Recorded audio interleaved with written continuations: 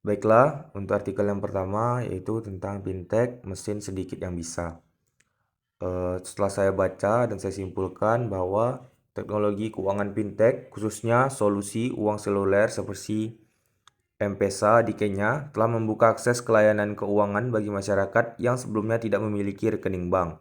Penetrasi ponsel yang tinggi di negara-negara berkembang, terutama di Afrika, telah memungkinkan jutaan orang untuk melakukan transaksi keuangan, mentransfer uang, dan mengolah keuangan mereka melalui perangkat seluler mereka tanpa melibatkan bank tradisional. Teknologi seluler ini telah membantu mengatasi hambatan infrastruktur keuangan di daerah pedesaan yang terisolasi. Hal ini menunjukkan potensi besar fintech dalam meningkatkan inklusi keuangan di negara berkembang dan menghubungkan masyarakat yang sebelumnya tidak terlayani dengan layanan keuangan. Penekanan pada peran ponsel dalam menggerakkan inklusi keuangan juga menjadi bagian penting dari perkembangan ini. Nah, kalian tahu nggak sih apa dampak sosial fintech di negeri ya? Nah, aku tahu tuh jawabannya apa. Dampak sosial fintech di Nigeria memiliki beberapa aspek penting. Yang pertama yaitu keselamatan dan keamanan konsumen. Fintech ini telah meningkatkan keamanan pribadi dengan mengurangi ketergantungan pada transaksi tunai yang memiliki resiko lebih tinggi. Nah, perusahaan seperti VegoPay itu telah memperkenalkan sistem pembayaran seluler dan online yang aman dan dapat diverifikasi untuk mengurangi penipuan serta penyalahgunaan. Kemudian kontribusi kebijakan moneter suatu negara. Nah, fintech ini telah mendorong sektor perbankan tradisional untuk beradaptasi dengan cepat untuk mengatasi gangguan yang disebabkan oleh fintech itu sendiri. Nah, hal ini juga akan membantu mengurangi jumlah uang yang beredar, mengurangi korupsi, dan meningkatkan efektivitas kebijakan moneter di suatu negara. Kemudian, dukungan untuk usaha kecil dan pengusaha.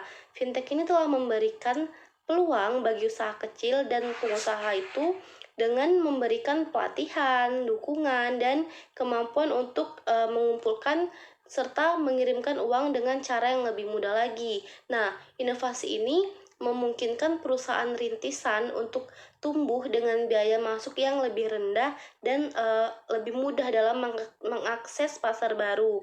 Sementara perbankan tradisional itu akan tetap relevan. Nah, fintech ini telah memperkenalkan persaingan baru yang menawarkan layanan yang lebih nyaman, yang lebih aman, dan mudah digunakan.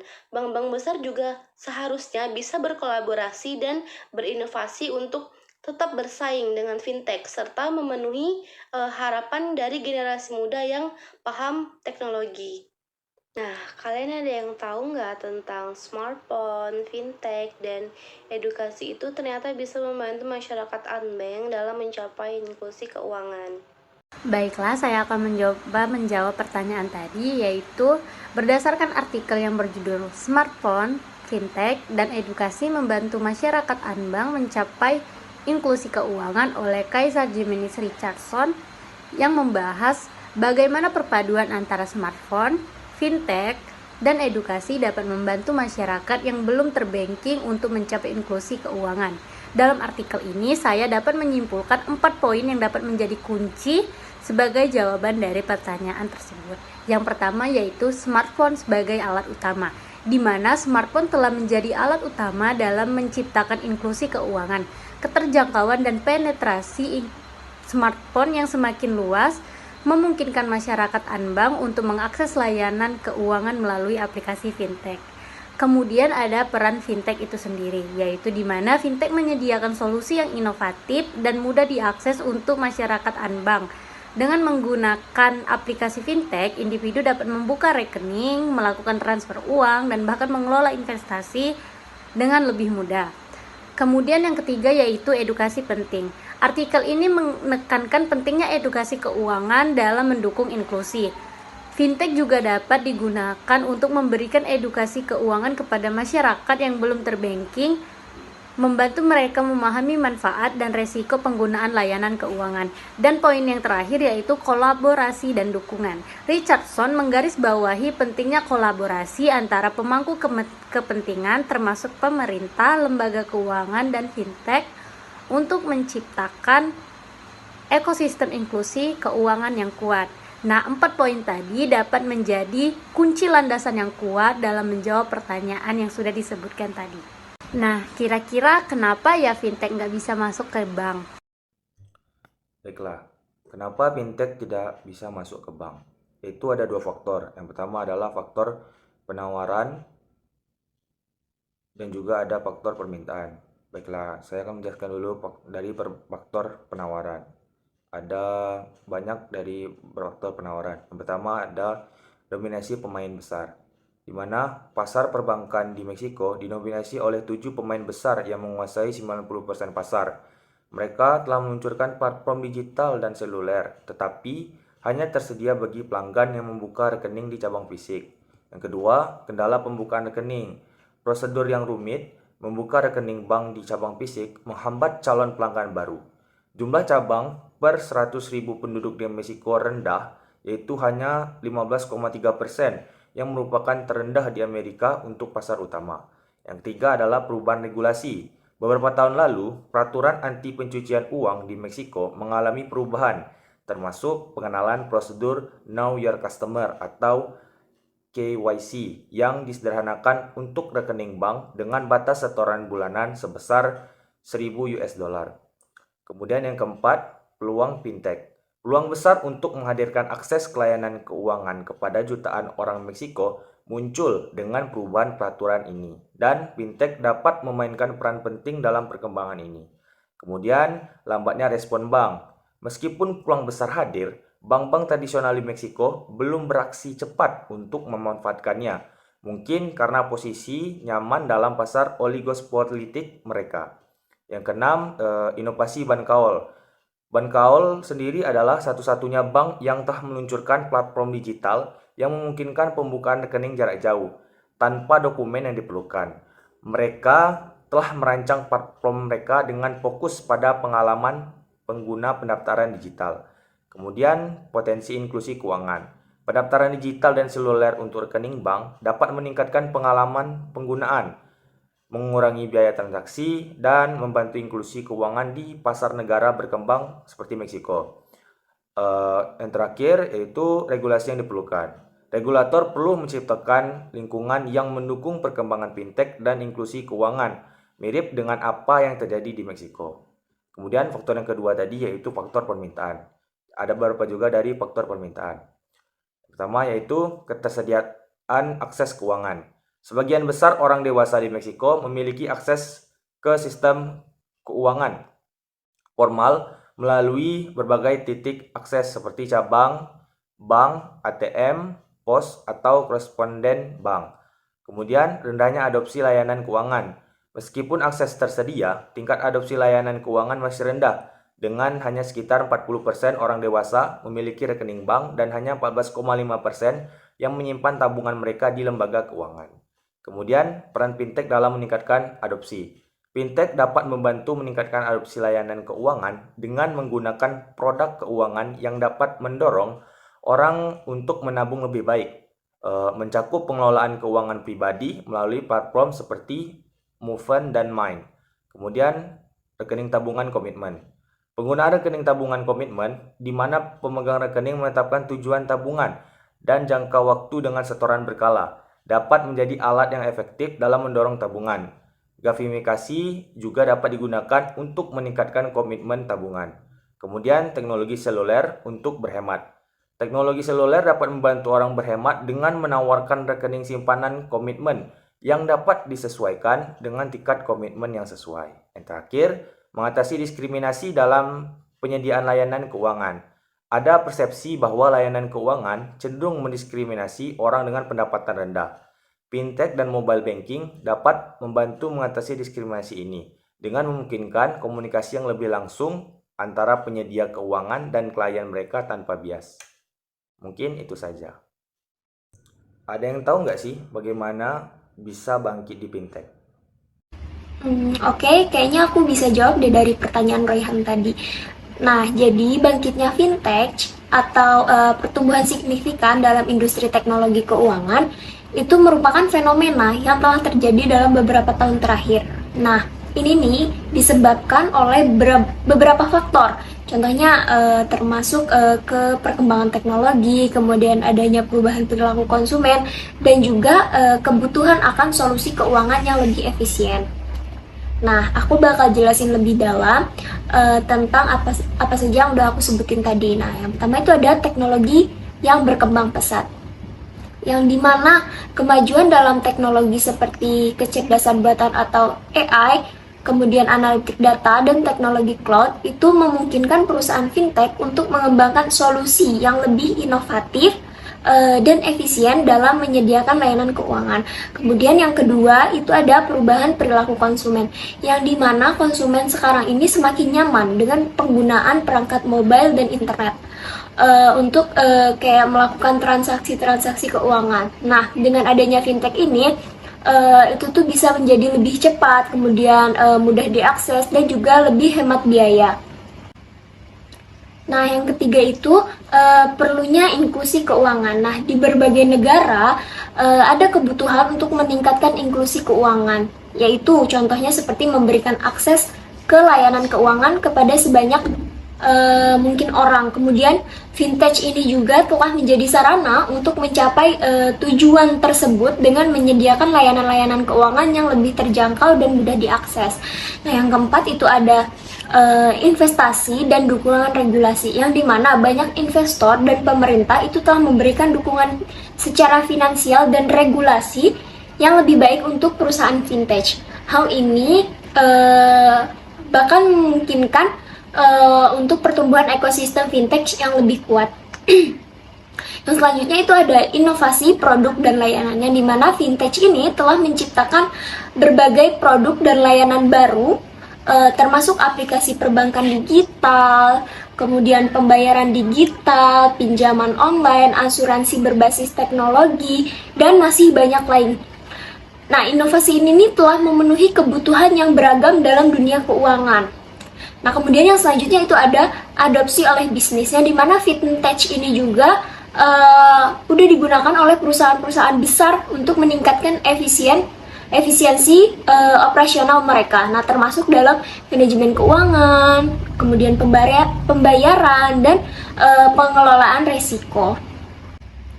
Nah, dari beberapa faktor yang udah aku sebutin tadi, perlu diingat bahwasanya dengan pertumbuhannya vintage ini juga ada yang namanya tantangan.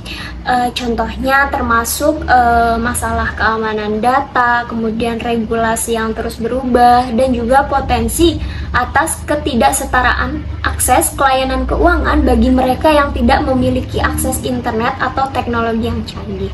Nah, maka dari itu pengembangan vintage ini juga perlu diimbangi dengan upaya untuk memastikan bahwa manfaatnya dapat dinikmati oleh seluruh masyarakat dan tetap sesuai dengan regulasi yang berlaku.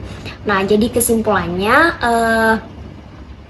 yaitu menekankan pentingnya merangkul perubahan dan inovasi yang datang dari negara-negara berkembang sebagai bagian dari landscape vintage global yang berkembang. Nah, semua yang udah aku jelasin tadi itu tuh mengilustrasikan bagaimana sih vintage itu dapat memainkan peran kunci.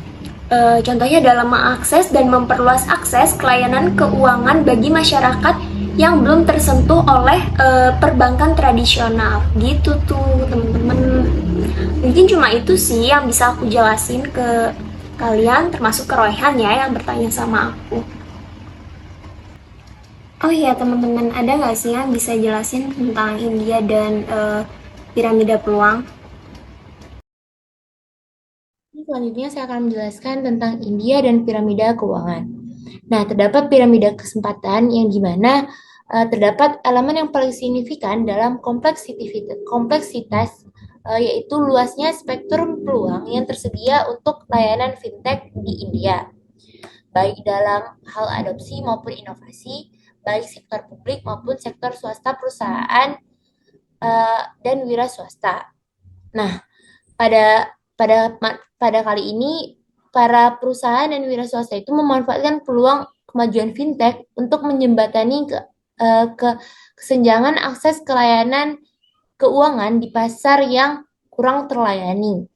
Nah, terdapat beberapa data seperti hampir 90% transaksi di India berbasis uang tunai.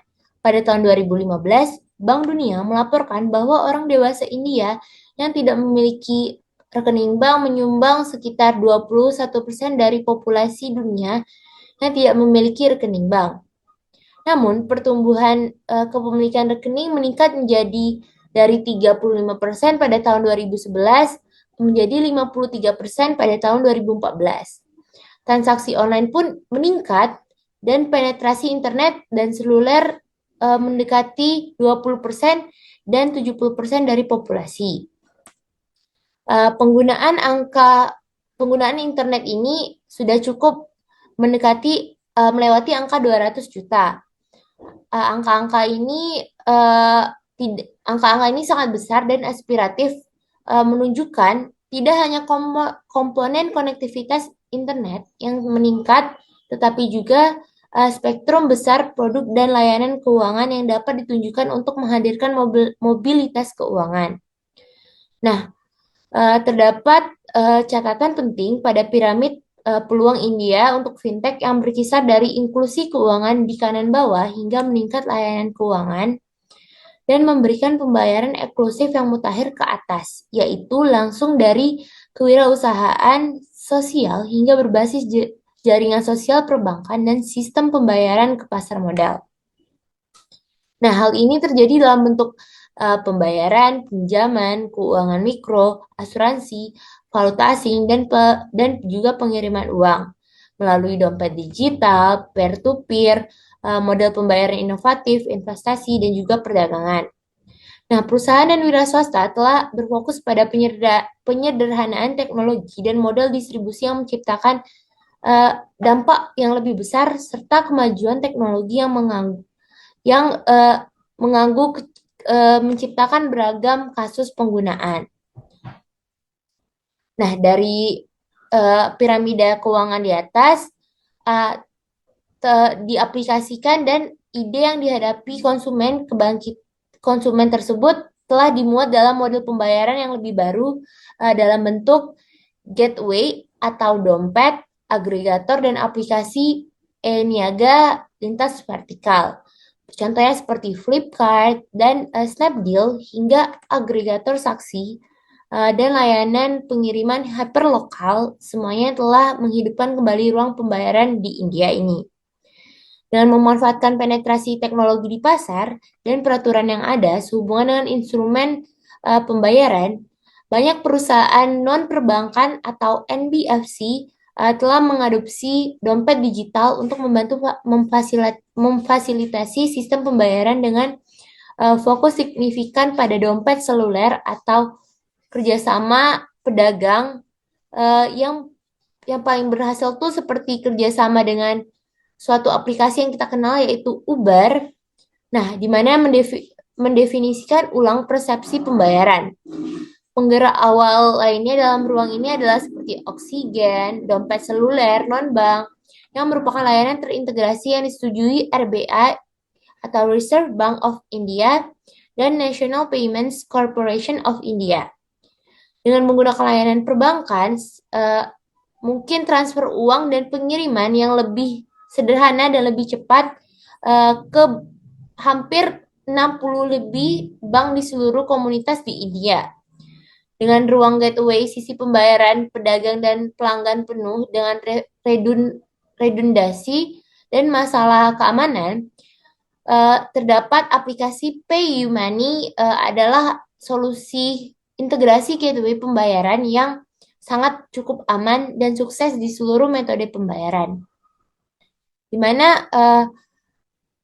mana PayUmoney ini menyederhanakan proses di kedua sisi dengan cara memanfaatkan peluang penetrasi seluler atau internet di India yang dalam dan pertumbuhan komunikasi yang tinggi. Itu dia, sekian dari saya. Terima kasih. Wassalamualaikum warahmatullahi wabarakatuh.